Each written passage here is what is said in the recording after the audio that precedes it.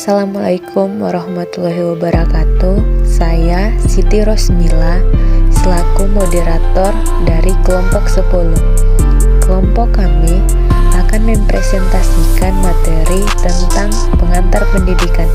Untuk pemateri pertama, saya persilahkan untuk memaparkan materinya.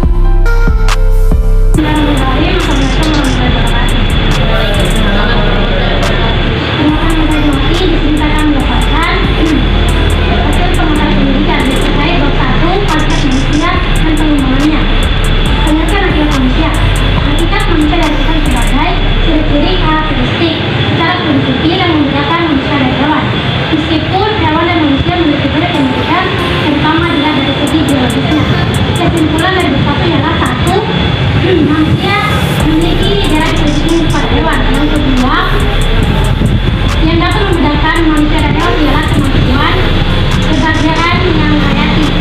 Itulah kesimpulan saya tapi dengan harapan berdasarkan Allah dari untuk saya. Assalamualaikum warahmatullahi wabarakatuh. Pemaparan dari pemateri pertama. Sekarang kita akan melanjutkan kepada pemateri kedua. Untuk pemateri kedua,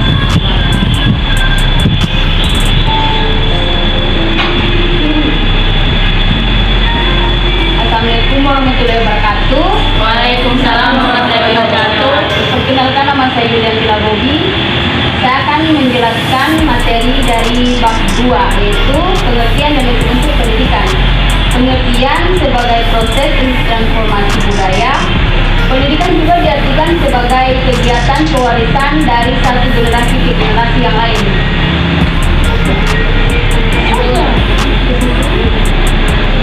Saya persilakan untuk pemateri ketiga untuk membacakan materinya. Untuk pemateri ketiga saya persilakan. Bab 3. Landasan dan asas-asas pendidikan serta penerapannya. A. Landasan pendidikan.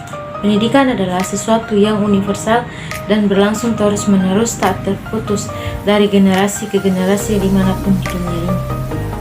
Ada beberapa landasan pendidikan, yaitu landasan filosofis, landasan sosiologis, landasan kultural, landasan psikologis, dan landasan ilmiah dan teknologi. B. Asas-asas pokok pendidikan. Asas-asas pokok pendidikan merupakan suatu kebenaran yang menjadi dasar baik pada tahap perancangan maupun pelaksanaan pendidikan.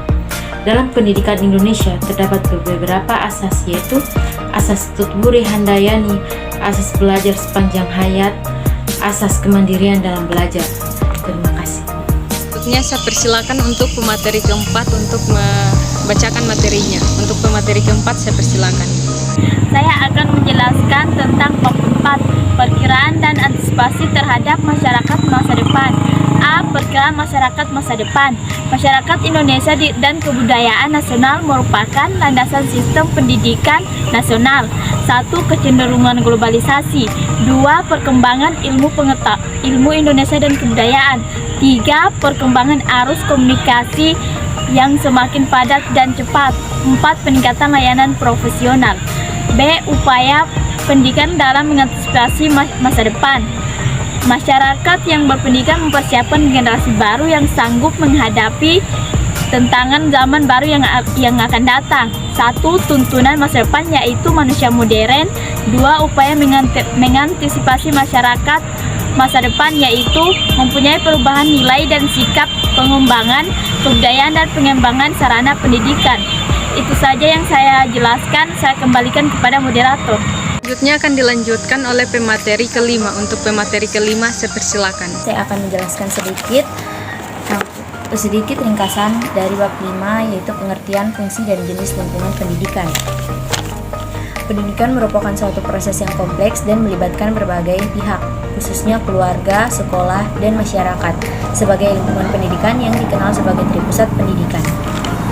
Fungsi dan peranan tripusat pendidikan itu, baik sendiri-sendiri maupun bersama-sama, merupakan faktor penting dalam mencapai tujuan pendidikan, yakni membangun manusia Indonesia seutuhnya, serta menyiapkan sumber daya manusia pembangunan yang bermutu. Baik, itu saja. Terima kasih. Wassalamualaikum warahmatullahi wabarakatuh.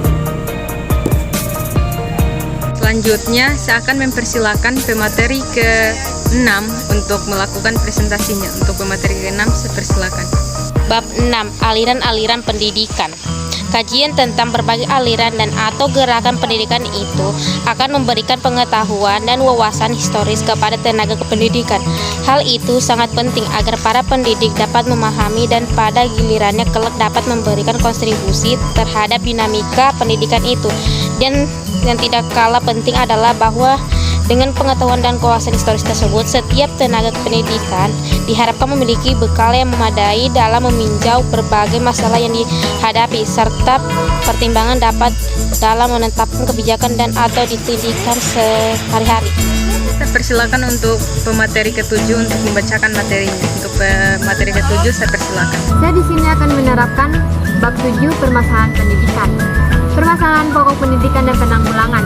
Sistem pendidikan menjadi bagian yang tak terpisahkan oleh kehidupan sosial dan masyarakat sebagai supersistem. Jenis permasalahan pokok pendidikan: 1. Masalah pemerintahan pendidikan. 2. Masalah mutu pendidikan. Faktor-faktor yang mempengaruhi berkembangnya masalah pendidikan, salah satunya yaitu perkembangan iptek dan seni. Kedua, inspirasi masyarakat. Ketiga, laju pertumbuhan pendidikan. Mungkin itu saja yang saya jelaskan tentang bab 7 tentang permasalahan pendidikan. Sekian dari saya. Wassalamualaikum warahmatullahi wabarakatuh.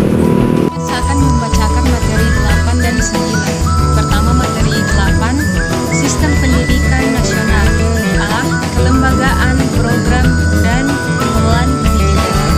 Yang pertama, kelembagaan pendidikan. Kelembagaan pendidikan terdiri dari jalur pendidikan.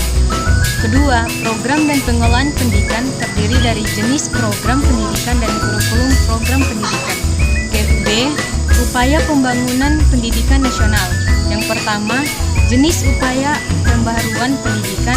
Kedua, dasar dan aspek legal pembangunan pendidikan nasional. Bab 9. Pendidikan dan pembangunan. A. Esensi pendidikan dan pembangunan serta titik temunya. B. Sumbangan pendidikan pada pembangunan. Pertama itu segi sasaran, segi lingkungan, segi jenjang pendidikan, segi pembidangan kerja atau sektor kehidupan. C. Pembangunan sistem pendidikan nasional. Itulah presentasi dari kelompok kami, kelompok 10, dari buku pengantar pendidikan. Lebih dan kurangnya mohon dimaafkan. Wabillahi taufiq walhidayah. Wassalamualaikum